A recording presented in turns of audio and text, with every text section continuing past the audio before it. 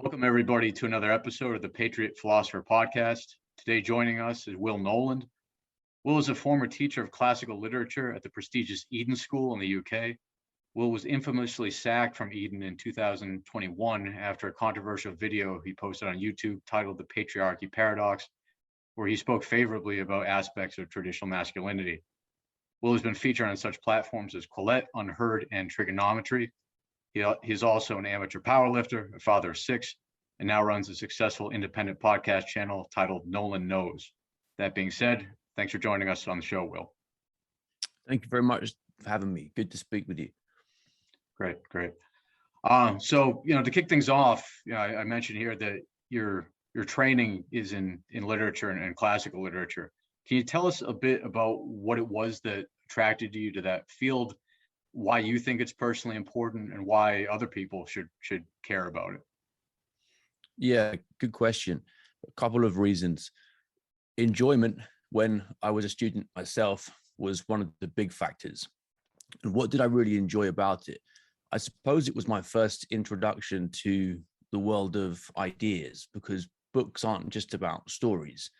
They are stories, and the characters also are engaging, but really it's about the ideas they embody. And I didn't know it at the time, but having read more since then, Schopenhauer has a great line that the artist is doing in concrete what the philosopher is doing in abstract. And for young minds, I think stories, characters, that concrete medium is a great way for them to think about some of the big questions that philosophers explore in more abstract terms. So maybe it's the Aeneid, for example, or the Iliad, or the Odyssey, some of the foundational texts of Western culture. Well, you're then thinking about questions of what it means to be a man, what it means to be a woman, what's honor, what's sacrifice. Thinking about them in a complex way, in a way that's appropriate for your age when you're young. And I don't think people ever really grow out of that. Stories retain that appeal. That's what grips us. Certainly, yeah, that's very well said. I think something like a 1984 probably generates and stimulates the thoughts of what a just society or a totalitarian society ought to look like, probably much better and in a much more three-dimensional kind of grippable way than some treatise that John Rawls wrote, for instance, right? There's something immediately accessible about the human condition that literature gives us, and it connects us to those abstract ideas. Yeah, I think that's very well said. Yeah, and why has literature been the epicenter of woke ideas in academia? Why was it English departments that were the first to be infected by Derrida and the other gallery of rogues? Well, part of it is, I think, precisely what you just outlined, which is that what makes a work of literature classic is that it captures what is timeless about human nature and therefore persists across the centuries, retains that enduring appeal. Now, the core of woke ideology in many ways is that there is really no such thing as human nature. It's completely malleable plastic. This goes back to Marxist ideas about there being no human nature as well. It can be remade according to the whims of the revolutionaries. Yeah, the new Soviet man can be built. Yeah, exactly. Yeah. If you've got a subject which points students towards what persists in human nature across time, then it might be quite important to stop them enjoying that, to stop them learning that. Instead, you'd want to attack that subject the most with ideas that everything is just thinly veiled power narratives and everything's a social construct. And I think that's a big part of what's happened. Yes, yeah, that's very well put. I hadn't thought about that at first. Yeah, like, why was it that the English departments and the literature departments that were the first entry points that the postmodernists picked? And yeah, that makes all the sense in the world. Not only do they infect ideas that grant access to truth, but also derivatively access to beauty as well. So if they can make the beautiful diminished or deconstructed, then that's similarly a way to demoralize people.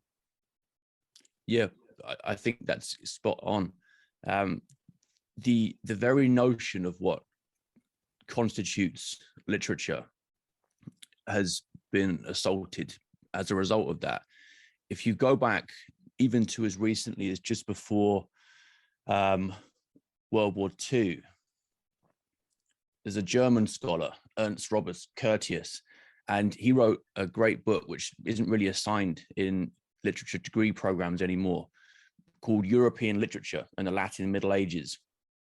And he started this book, completed it after the war, but he set himself the task of trying to affirm the unity of European culture in response to the totalitarian threat of the Nazi regime. Mm-hmm. And he defines literature in the traditional sense as the intellectual and spiritual tradition of the West as given form in language.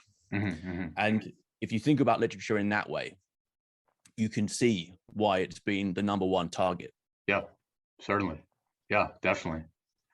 That makes a lot of sense.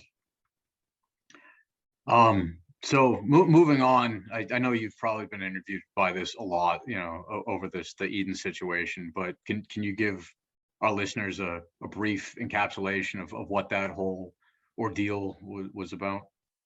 Yeah. So Eton College is the UK's top boarding school, one of the only all boys institutions left. They've been falling like flies, the all boys schools. Mm-hmm. Various reasons for that we can get into, but it's produced about 20 prime ministers, and it's the main traditional training ground for the top jobs in business, the military, mm-hmm. politics, banking, law, etc. Yeah, it's the Oxbridge pipeline, essentially. Yeah. And it has a course called Perspectives for students in their penultimate year. So they're about 17. Mm-hmm. Old enough not to be in compulsory education anymore. And the idea is that we're getting them ready for fearless exploration of the world of ideas when they go to university. Seems almost funny thinking about that now because it doesn't really happen in many places. Anyway, so that's the aim of it.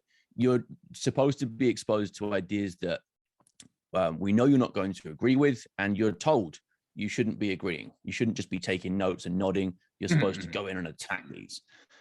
And looking at their curriculum, which was very much the standard feminist narrative regarding masculinity, that it's toxic and it's all just socially constructed, and men oppress women in many ways in history and in family life and in the workplace. I thought, they know all of that, but do they know the opposite view, that patriarchy is rooted in biology and that women have made men the way they are because it benefits women? Yep. No, they probably never heard that in their lives. Mm-hmm. So that would be a good perspective for them. Yeah, one would think, yeah. Yeah, got the talk cleared by the teacher in charge of the course, got it cleared by a senior female colleague as well. She thought, great topic. He thought, great topic. Let's go for it. And then because of COVID, it was recorded as a video before being given as a lecture. Mm-hmm. The video got sent out in advance to the body of staff. And before it was ever shown to the students, someone complained, said, if this were shown to students and they were allowed to discuss it critically, I would feel unsafe. Okay. So what's interesting about this case is that it wasn't a student complaining. Right. It was a member of staff complaining. If students were allowed to think about the ideas, it would make a dangerous workplace for the member of staff. Okay. Yep. And this is a world first. It's never been litigated before. The UK's Equality Act is designed to ensure protection of people's legal characteristics such as sex, gender, religion, ethnicity, etc. Mm-hmm. Now, the government put in a clause saying that this couldn't possibly be allowed to restrict the content of the curriculum. students must be able to explore the full range of ideas. But the college's legal team argued that this doesn't apply to members of staff. Only to the students. If a member of staff is upset, then in fact, curriculum content can be blocked. Okay. So it seems to go against the spirit of the legislation. Why bother saying certainly. content's exempt if someone can just block it whenever they feel like it? Yeah. So that's why it got a lot of attention. Sorry, this is a bit long-winded, but I want to get the details right. And the next thing is that it was also on YouTube, because Eton College is a charity, and one of the functions of a charity is public benefit, and an educational charity therefore exists to benefit the public with educational services. Now, I had a YouTube channel with a disclaimer on it that the college had told me to put on it, saying, you know, these aren't official college views, it's just Mr. Noland, etc., etc. Now, they couldn't think of a reason why the video shouldn't be on YouTube. I said, look, let me know what the problem with it is. I'll take out the bits you don't like. Nothing. They said that the problem with it was the disclaimer that they told me to put on it. So this seems absurd. You know, you'd be screwed if you didn't put a disclaimer on. You're also screwed if you put a disclaimer on. What was the argument there? That it was that you used the word Eden College, so now that's going to associate that with? Is that the idea? Yeah, it was real like Kafka-esque levels of. I was going to say Orwellian, right? Whereas Orwell actually being a former student of Eden, which that's it. Yeah, it is the idea that you're going to bring the college into disrepute via the disclaimer we told you to put on it. Wow, that's how do they not see the legislative paradox or dilemma that's intractable? Either way you go, you're screwed. Yep, that's right. So big letter of support, open letter from current and former students and parents. I think that got up to about 3,000 people. And the students articulated the case very well and said, look, education's about conflicting ideas. Young men especially are formed in conflict. And it was, you know, better than I could have written, very cogent. And this was a petition size about, must be nearly 6 times the size of the one that was done for decolonizing the curriculum by some of the woke supporters of the college. Right. So people were up in arms about it, but it still wasn't enough. Yeah. Wow. That's horrifying story. And then sorry that happened to you. And that's how you and I ended up sort of meeting through the mutual friends. Yeah, that's it. And then I thought that was my dream job. And the way I normally put it is that it disappeared before my eyes while I was doing it. So by the time I was sacked, I hadn't really lost the job that I thought I applied for in the first place. Yeah. This is reminds me of Bonhoeffer has some sort of quote talking about the feeling of the ground moving out from underneath them. And I feel not just in your case, but the whole culture feels as if we're staying still and the ground is moving at a breakneck speed from beneath our feet. Yeah, the what's called the Overton window, you know, the range of political ideas that are acceptable for discussion is shifting left quickly. So you can become far right now by standing still and just saying that a woman is a biological woman, and that's it. You're a far right bigot. Yeah, pretty much. Yep, that's totally correct. So things that's just sort of in the rearview mirror now, or is there still any? Yeah, sometimes I wake up and think, you know, I still get angry about it. I've got the actual employment tribunal trial coming up next year, so it isn't completely forgotten about. And I lost my house with the job because it was a boarding school. That came with it, yeah. So I was working there, you know, in theory 7 days a week, on call in the evenings as well. Wife, 6 kids, we all lost our tied accommodation. So there's been some significant after effects from that. But, you know, what are you going to do? Keep working there and set a bad example about not living with integrity to your own family? No. Yeah, yeah. I think that's the only call that you can make. So yeah, any listeners that hear, look up Will's story to hear the details, and this is not an isolated incident either, and it's not something that's going to be contained to academia, right? So this, I think, maybe your story, maybe about you're a year and a half to 2 years ahead of the mainstream society, but this is moving outside the bounds of academia into the mainstream. So Will's story it's not unique. It's not some one-off case that we can stick our heads in a hole like ostriches and ignore. So it's something to think about. So since you've left Eton, you've branched out and you've begun your own successful podcast, Noland Knows, and you've interviewed a lot of people and put together a lot of different ideas. What are some of the key ideas that you've learned or picked up since you've began your podcast and done your interviews that sort of helped you orient yourself to this world? First, I would say, picking up on the point you just made, even if people don't have a clear theoretical understanding of what's happening in terms of, let's say, cultural Marxism, or the role of the Frankfurt School. And just to put that quickly, it's once classical economic Marxism fails, and in fact, the opposite of all Marx's main predictions happens, people are scratching their heads thinking, well, how can we bring about this revolution to enforce total equality everywhere? Obviously, economics isn't enough to get it done. Let's try agitating things culturally instead.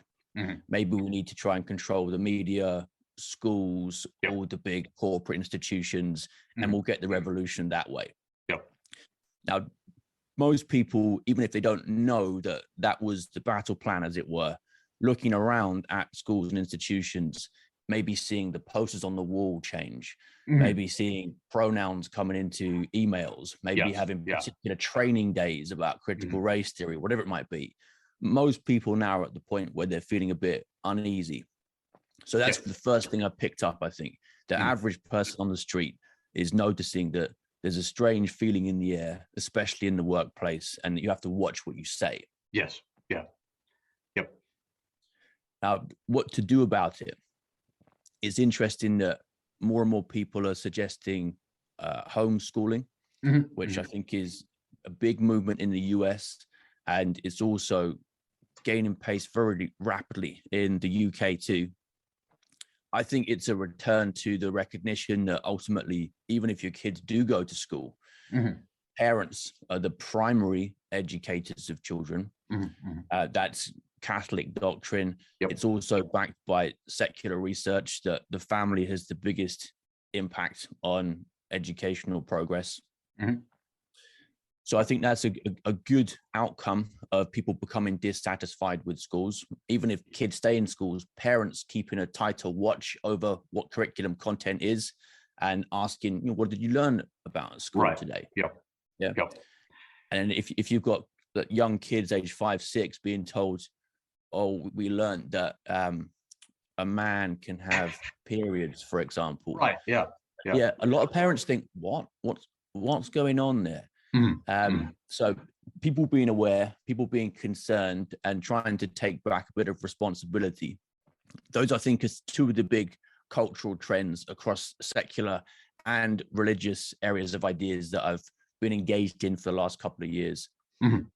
Yeah, I think that's correct. And I think that needs to actually be a growing trend that goes far beyond just the one dimension of homeschooling. But I think we need to start moving to a full kind of parallelism across the board, right? I mean, me and Tim Gordon have a book coming out soon called Don't Go to College. So we're calling for the 2.0 version of this, of having a higher education that is non-woke and going back to classic Aristotomist family values.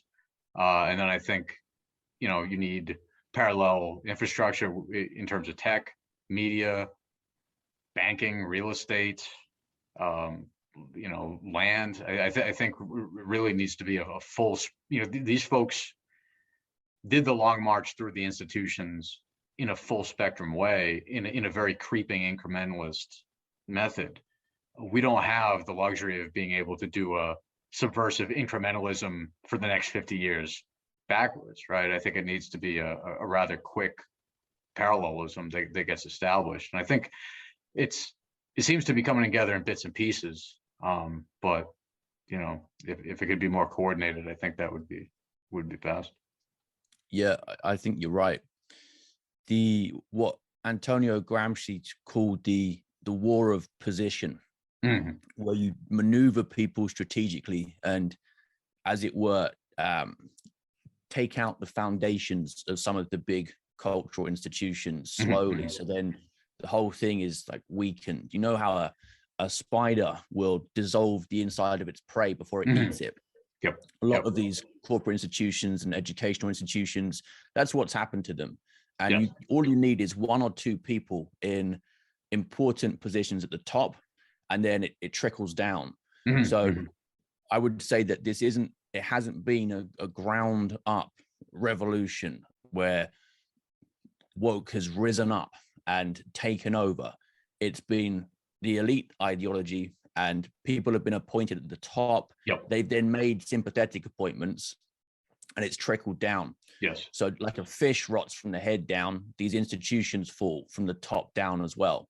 So if you're working there, what you'll notice is that there might be a new manager, and suddenly the tone of all the meetings change, or the kind of messages coming out are very different. And then people fall in line because they're intimidated.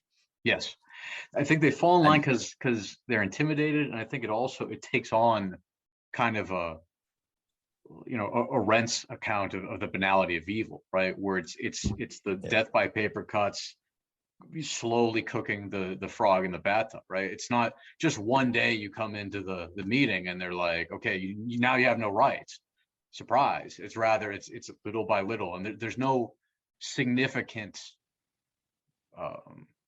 abject moment of evil where you can go, that's evil, now I'm standing up. Rather, it's as you say, it's a slow kind of grinding, rotting effect that seems to be occurring.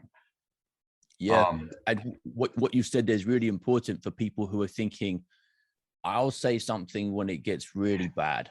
I know it's a bit bad now, but I'm not going to say anything yet. I'll wait. I'll wait for this clear departure point, right? This clear departure point. But it's like I think Lao Tzu in the not the I Ching, the whatever Lao Tzu wrote, the Tao Te Ching, he has some quote where he says, like, even the greatest athlete in the area, I forget the guy's name, he can't even leap over a 10-foot wall, but you can bring a grazing cow or the grazing goat to the top of a mountain if the slope is steep enough.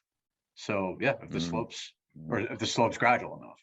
So if we just little by little, you can get the entire institution to a point of totalitarianism or perniciousness or evil, just one little step at a time. It doesn't have to be this giant sudden leap. But I think a lot of people, they're expecting, they see something like, if I was one of the Polish battalion members in Browning's Ordinary Men, like I would have stood up to the Nazis, and it's just like, I don't know, these guys, they were coaxed along little by little. It wasn't this sudden, like, overnight thing. And I think people, if they're not grounded in history, then they don't see the patterns of where things might be heading.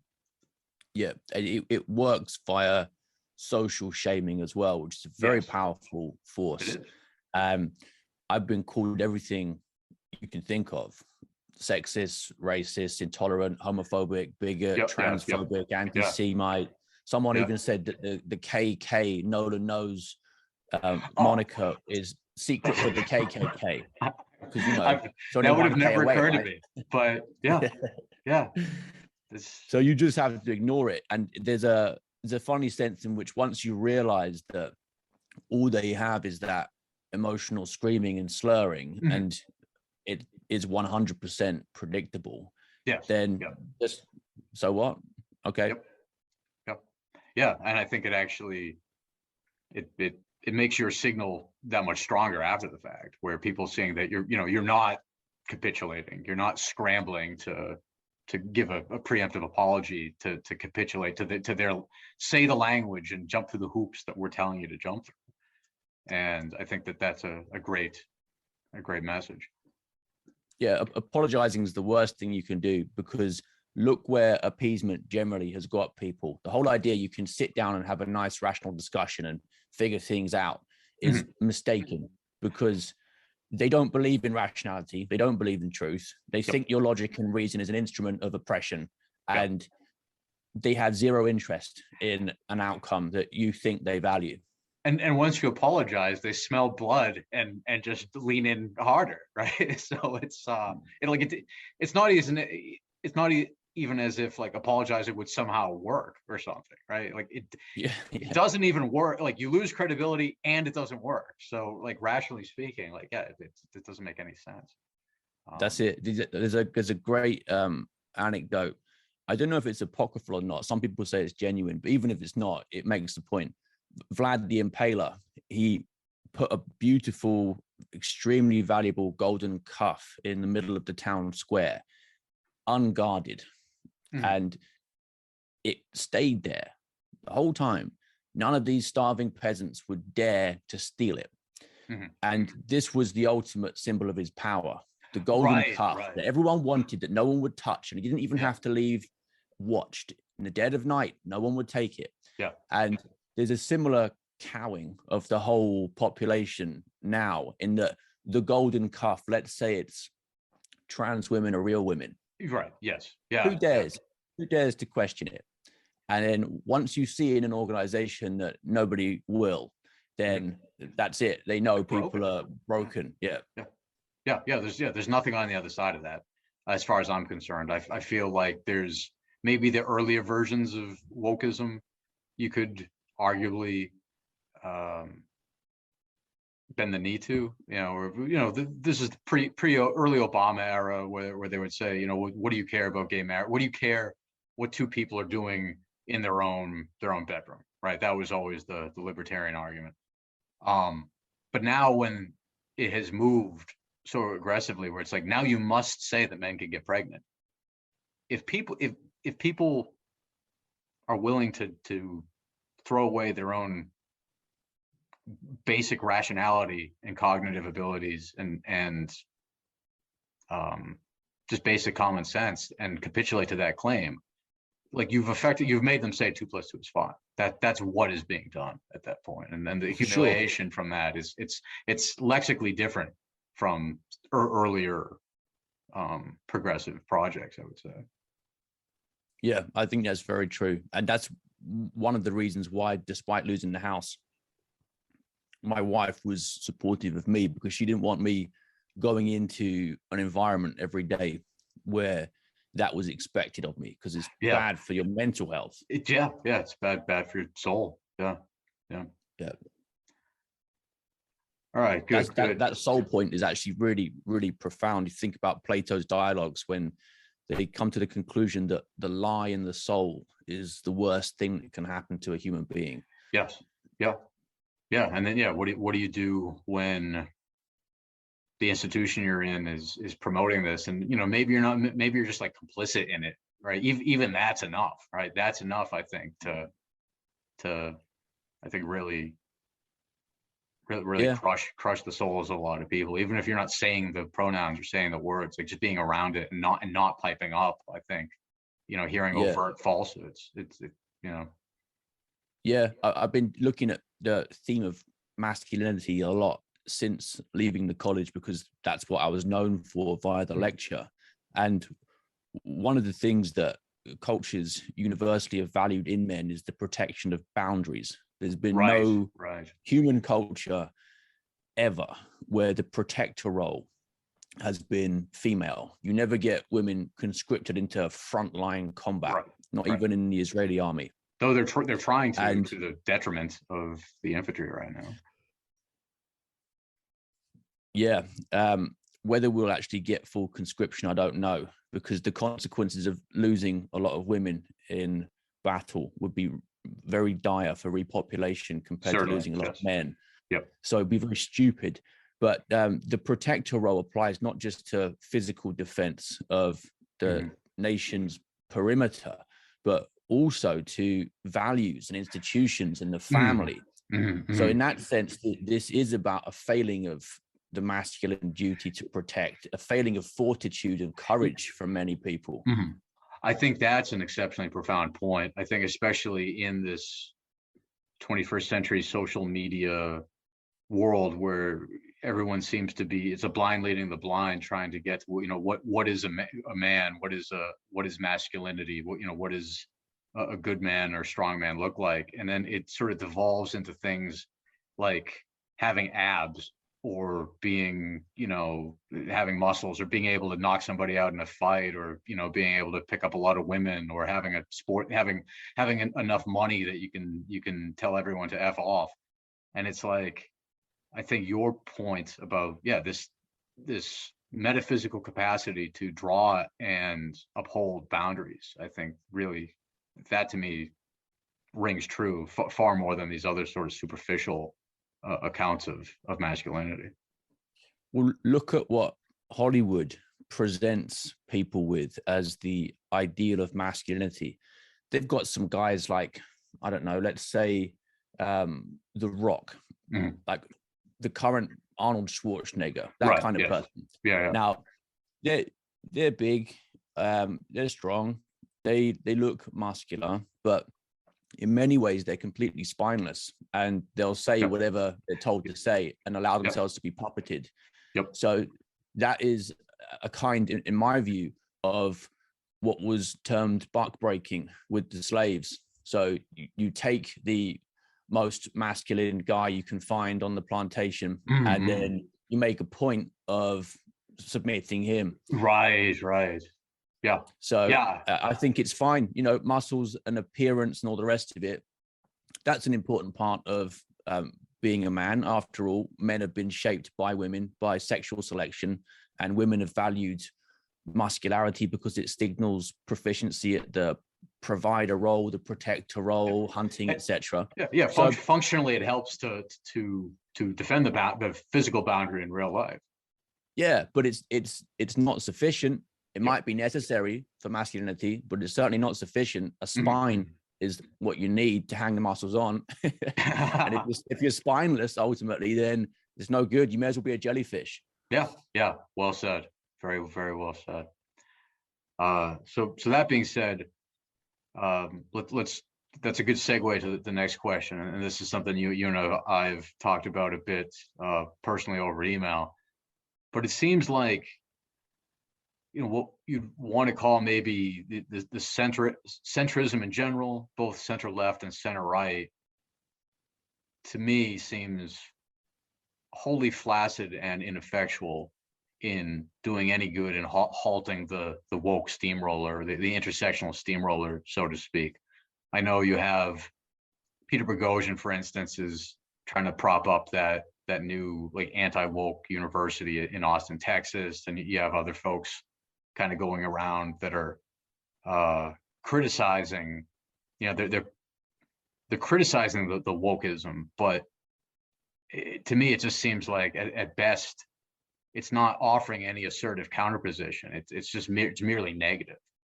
So I guess why do you think it is that either the center left or the center right is ineffectual in halting the intersectional direction of travel? And what's needed as an alternative? Comes back to the point we made about the Overton window shifting so far left earlier. People in the mainstream media who are considered on the right are still very firmly within that acceptable window, which means they're broadly committed to the ideas of the left. It's just a question of how long it's going to take for them to become desensitized to the full logical implications of the premises they accept. So what you see is initial outrage at the idea of trans women and women, and then you've now got Fox News with Caitlyn Jenner on, and as like a conservative mouthpiece. Now, if you're not conserving the idea that womanhood is the potential for motherhood, and women have large gametes. So they have eggs, whereas men have small gametes. They have sperm, and this is binary. Yep. What And are you that conserving? language, furthermore, actually refers to the world. Exactly. Yeah. Yeah. What are you conserving if you can't conserve that? Remind me. What are you conserving? Yeah. Free trade. Right. I mean, I think that's what it bottoms up to. Like, folks, look at all the free trade that we get. Yeah, but that is it. That's the difference between the right and the left, which is that capitalism essentially is just economic liberalism, and they'll get up in arms about the idea of the free market being interfered with, but as long as you don't like touch their money, then they're quite happy for you to do whatever you want. Right. So there needs to be some kind of more profound priority than that. Why is this? How come the left and the so-called right basically share the same worldview? What is that worldview? What is the mistake that was made a long time ago that the consequences of now are starting to make people think, hold on, a mistake's been made? Right. When you're doing like a problem in maths or something, and you get to an absurd conclusion, you think, hold on, go back, retrace the steps. Yes, certainly. I think a lot of what's happening in the cultural discussion at the moment is looking for what's happened with these ideas about equality. Where did it come from? Yep. I've seen liberalism defined as ultimately being about autonomy. That's the heart of it. It's about a rejection of anything that interferes with your autonomy, and liberty conceived of as the right to do anything, like the freedom from restrictions. Yep. It's glitching a bit. You're frozen. I'll wait. Okay. Yeah, sorry about this. It's working now. It's working now. Gotcha.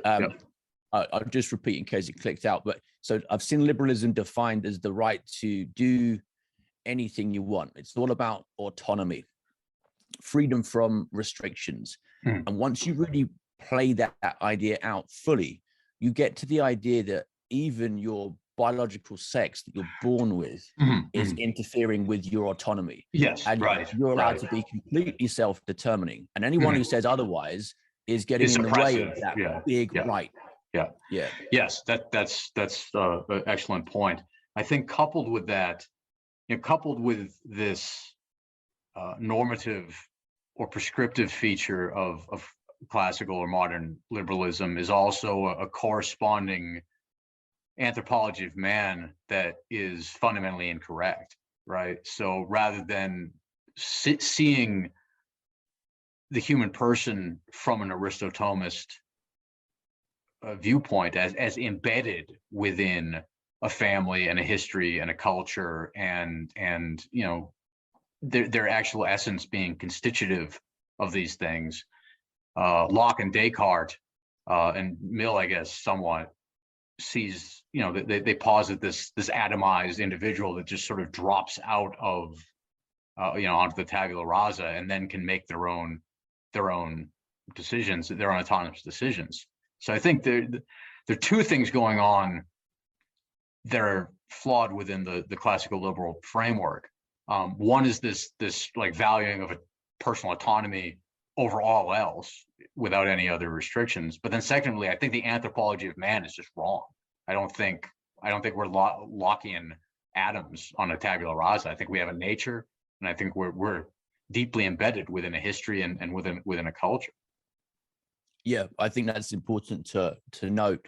The family as a natural institution, as Aquinas and Aristotle put it, rather than a construct. Right. So the family precedes the state. When you're born, for human beings, it's into a network of dependencies. When you're a child, you depend on your parents for survival until, let's say, age 18, 20-ish. And then when you're an adult and they get old, they depend on you. And then for full human flourishing, you also in your family all depend on the extended family. And that depends on the tribe. extend that further, that depends on the nation. Yes. And then that's why you've got the king traditionally called sire, because he is, as it were, the metaphorical father of the whole extended family of the nation. And this is bound together by a common spiritual and cultural tradition. You can have immigrants coming in who aren't bound by blood, but they need to assimilate into that common core of spiritual and cultural repository of wisdom. Yes, and there needs to be a there for them to assimilate into. And it seems like if procedurally speaking, if liberalism is a rejection of any sort of common culture, everyone's just kind of going their own way, then what is to be assimilated into is the question. Yeah, and if you take the nominalist view that words don't adhere to reality in any way and there are no essences, then there's no common good for the society. There's no good. Right. Yeah. It's all in free, it's flux. If anything, it's a mutual agreement between everyone to just have different individual preferences. Yeah, except that's not really allowed. Right.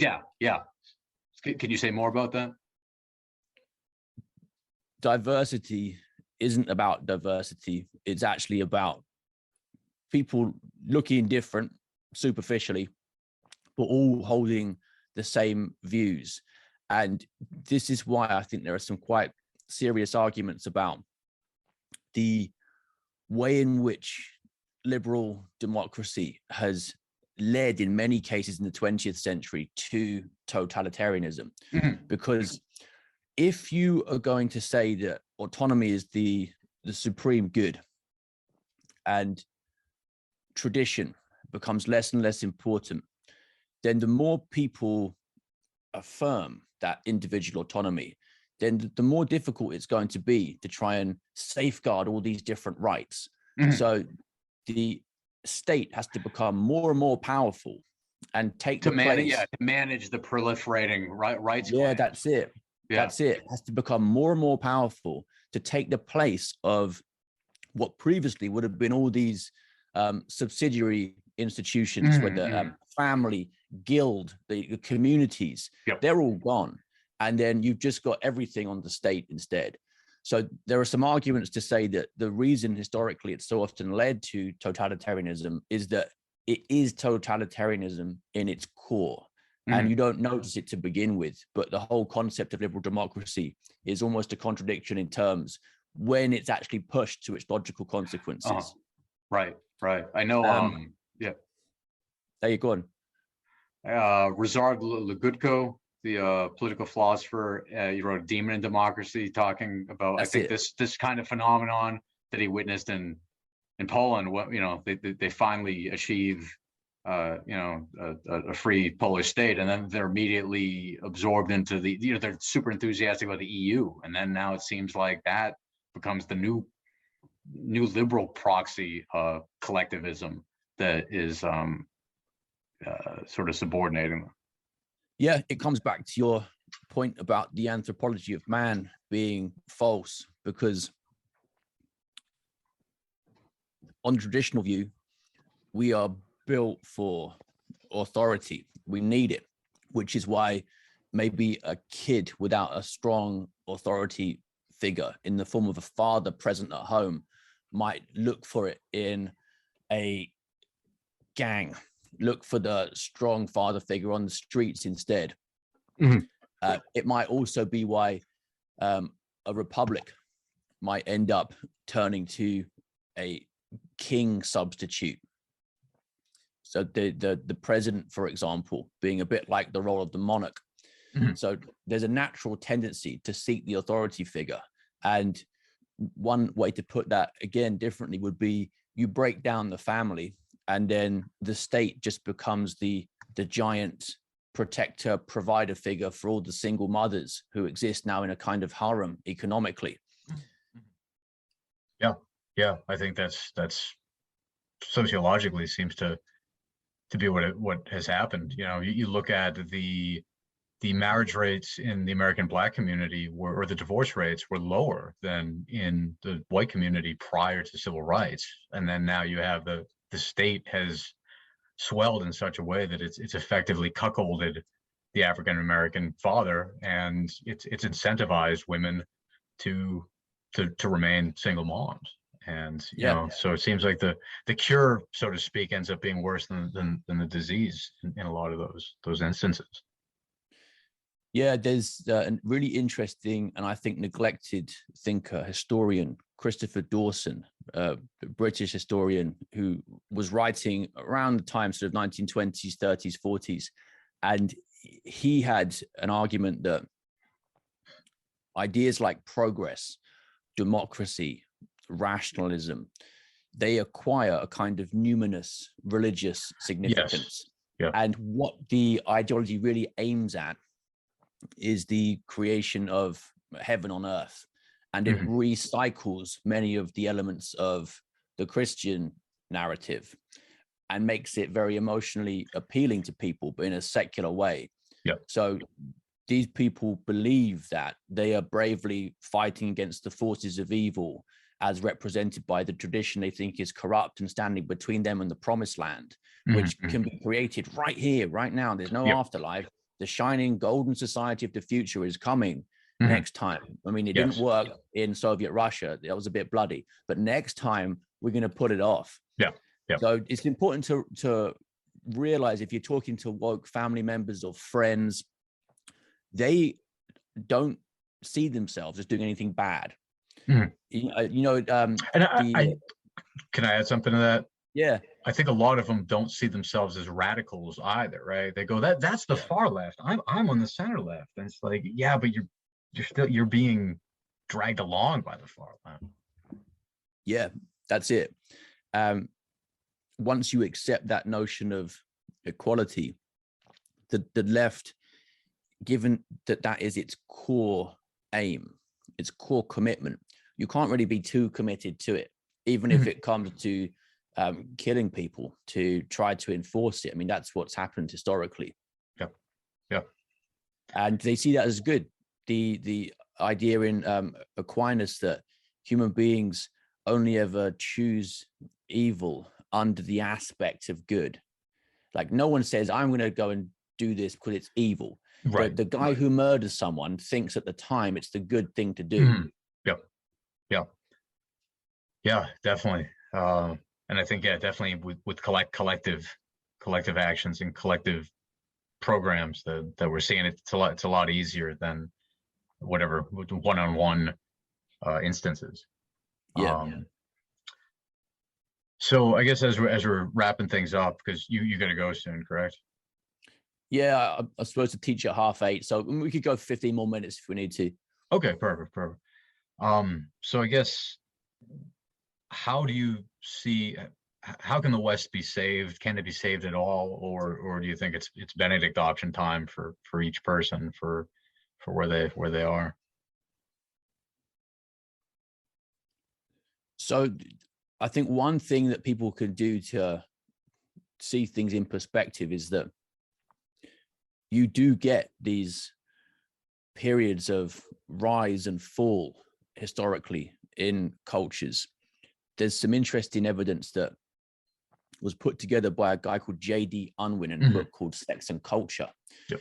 And he said that the most significant factors in civilizational advancement are actually prenuptial chastity among women and then strict post-nuptial monogamy. Now, this is a book that is fairly blacklisted. I don't think any universities really teach it anymore. I'd highly recommend reading it. It goes through about 800 pages and an exhaustive survey of different major civilizations, all the way down to smaller tribes. And he keeps pointing out again and again that the sexual process is the core of the cultural process. Now, this caught my eye because Wilhelm Reich of the Frankfurt School said exactly the same thing from the other angle. Yeah, I was going to say that then he inverted it. Yeah, they Yeah. said, look, if we need to take control of the culture, we need to take control of sex. Now, if you think about that, it's really smart, because what is one of the most powerful forces in human life? Sex, right? Right. So especially if you look at secular people, secular guys, the car they drive is mainly about showing off so they can pick up hot girls for casual sex with. Yeah. Yep. Your salary, how big is it? Well, what's that for? Mainly to impress people with, for sex. Right. That's how men tend to view the world. Yep. And the 1960s, with the sexual revolution and the pill, I think a real turning point in the cultural shift. Things have accelerated since then. But if you go back to it, and you find a lot of conservatives saying, oh, there, something really happened in the 60s. Well, duh, it did. And it was to do with sex. So Unwin's ideas about a return to chastity and monogamy and high sexual standards, I think, are very worth looking into. This is about the family as well. It's seeing sex as something that takes place within the family, rather than this view of people as free floating, disconnected individuals who are just all out for their own pleasure. So it's very much bound up with everything we've talked about. So I think it might sound absurd to many people because we're so far from that now, but taking control of sex again, why is it that there's so much promotion of sexual ideology in schools for young children? Well, again, that is something that Reich said was so important to get control of. I was going to say, it's to a point now where it almost looks like it's, I don't know to what degree this is the organic arc of late decadent culture, or if it's intentionally weaponized, or maybe it's overdetermined. But I mean, it's to a point now where it's like, if you want to take out a culture, it's pretty evident that if you unmoor and unleash every sexual boundary like that, like then families collapse, and that's the molecule of the entire foundation. Like then everything else built upon that is going to come caving in. And that's Saladin has known this, G.K. Chesterton, Augustine, right? This has been just a perennial feature of how nations are subverted or collapse on their own. Yeah, and one reason for it is that if men can get sex too easily, then they don't integrate into civilization well. Most of what men do is about earning the status that will grant them sexual access. And if women lower the standard, then it becomes almost pointless for men to have to contribute to communities, go through arduous education and training, because they can get what they really want in life without any of that fuss. And then they don't have families to be responsible for. They don't see themselves as being the protectors of the boundaries of larger symbolic communities like nations, etc. So it comes back to the point you made about boundaries and the protector role too. And this is about fathers protecting daughters too, and teaching their sons to do the same. So that would be step one for me. I don't think people should just walk away from institutions that they think are falling without having done as much damage as possible on the way out. I think that's an important thing to remember. That the ideology that is causing the problem would love nothing more than for all the conservatives just to get up and walk away peacefully, and for these places to be taken without a fight. So I think don't be afraid of standing your ground. If you are working somewhere and you're noticing day by day it's getting worse, take that as a signal that whatever you think you're doing to resist isn't actually having any impact at all, and just keep upping the ante. You might end up getting fired. In fact, I would say that you probably will. So you have to be happy with that conclusion, but at least you'll have done everything you can to try and resist it, because you'll lose your job anyway, even if you stay there. Yeah, I agree. I agree. The that reminds you of another point that I think you've made in the past when we've talked, where you said something to the effect of people that remain silent, like there's no happy ending for them either. And I think they're under that misconception that that somehow will be. Can you say a bit more about that? Well, the clearest example of that phenomenon is probably the informants in Soviet Russia. Mhm. They also met the same fate as the dissidents. So the image that is a powerful one to think of that with is that there's no shelter under the dragon's wing, because all it cares about is its gold. Yeah. And you might feel safe snuggling up, but really you're not.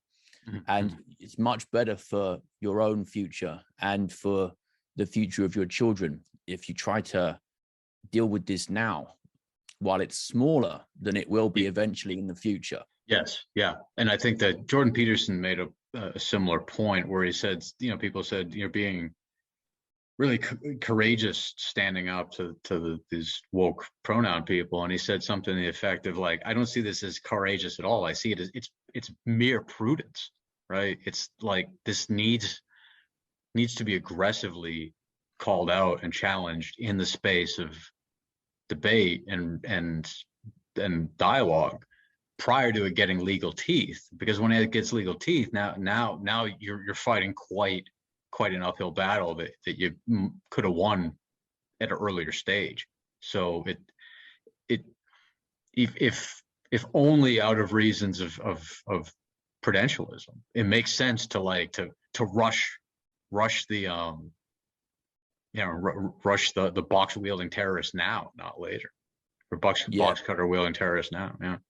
Yeah, but I just point out there that the idea that it can all be solved through dialogue, I think, is mistaken. They're not really interested in that. Yeah. And you pointed to that, whether knowingly or not, at the end there by saying rush the box cutter knife wielding terrorist rather than talk to him politely. Yes. Now, I don't think people in the workplace should go around hitting people to solve the problem. But the belief that everything is going to go away with rational debate, right, I think is mistaken. I don't think totally that's how agree. things work. And I totally agree.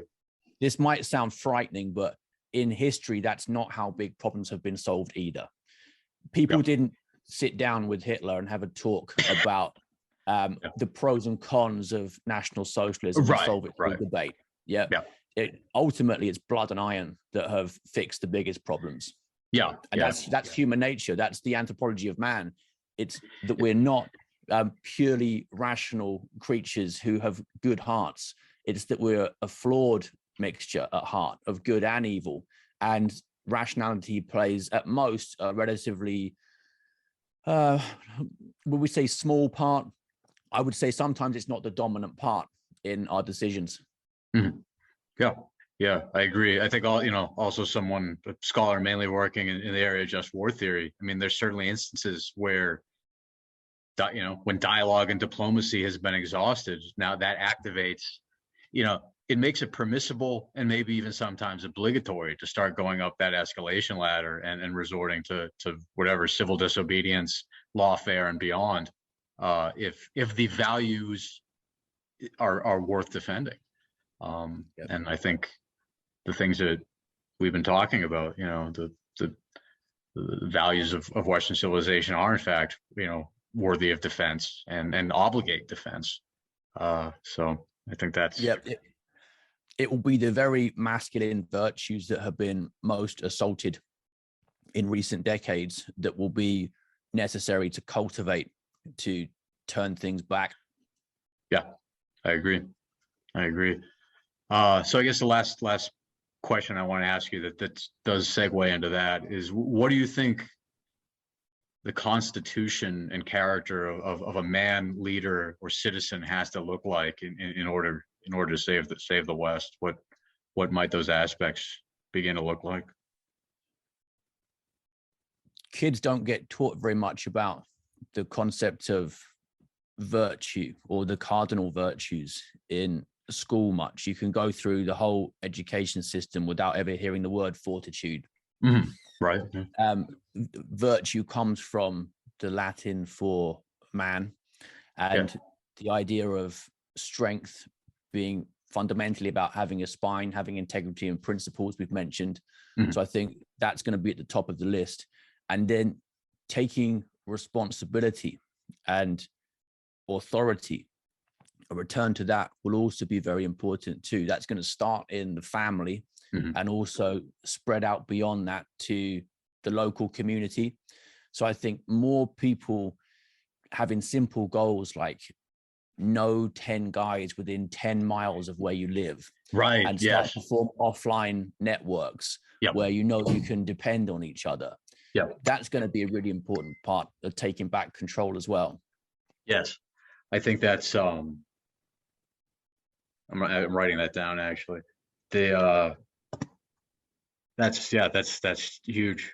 I think I was just watching the advertisement for the Global Citizen concert this year. They did the Global Citizen concert 2 years ago for COVID, and now they're doing a Global Citizen benefit concert for Ukraine. And the underlying ethic behind both those things, this idea of global citizenship, is that your moral aperture necessarily has to extend to now take in the entirety of the entire world, 7 billion plus people. And I think that then it seems inconsistent with the nature of man. It seems mathematically impossible to comprehend, and I think it also withers things like local bonds, which are constitutive and necessary for human flourishing, and for instances where times get rough. Like, you want to have 10 guys that you know that you have their back, and vice versa. It's love your neighbor, right? Yes, not some abstract sets, like hypothetical set of 7 billion potential people.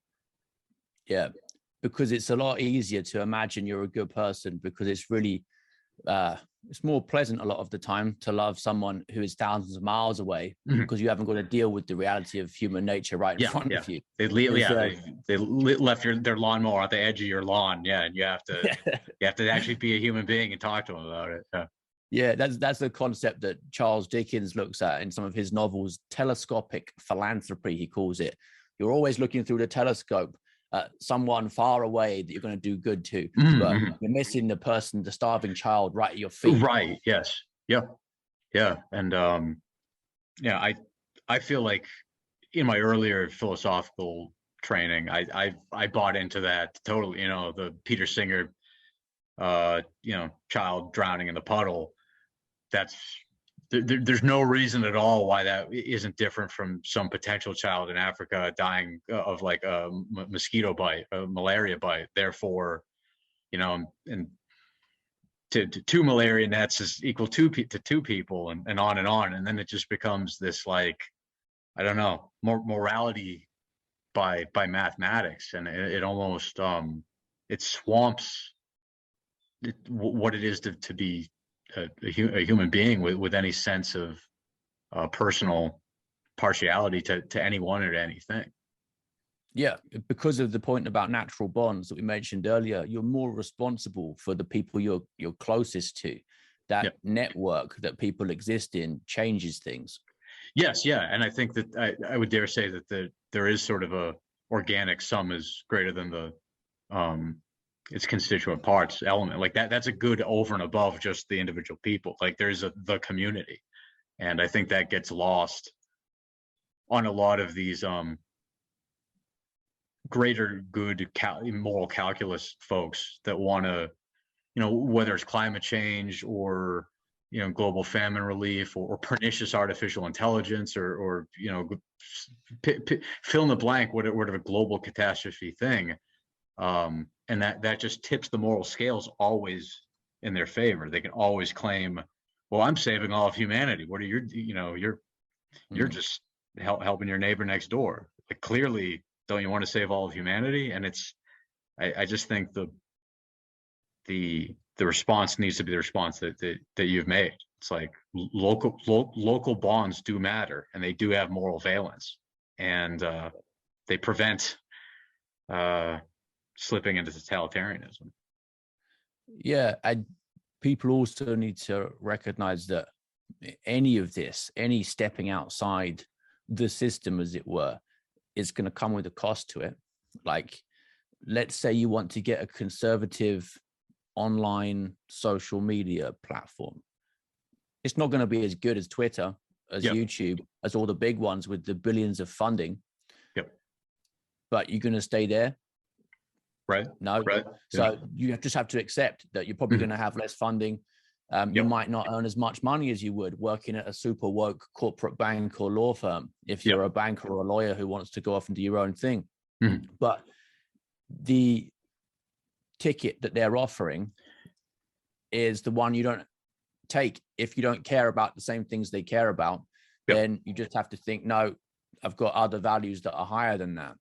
You can't manipulate me by saying, if you come and do this, you can wear these fancy pants, you can have this lollipop, you can ride this car, all the rest of it. You just have to say, not for me. I think that's a great message, and you're definitely exemplifying it, and definitely inspiring us all. So appreciate that. Thank you for taking the time to talk to us. And this has been an excellent conversation. Are there any plugs or any references you want to give to our folks as you're leaving?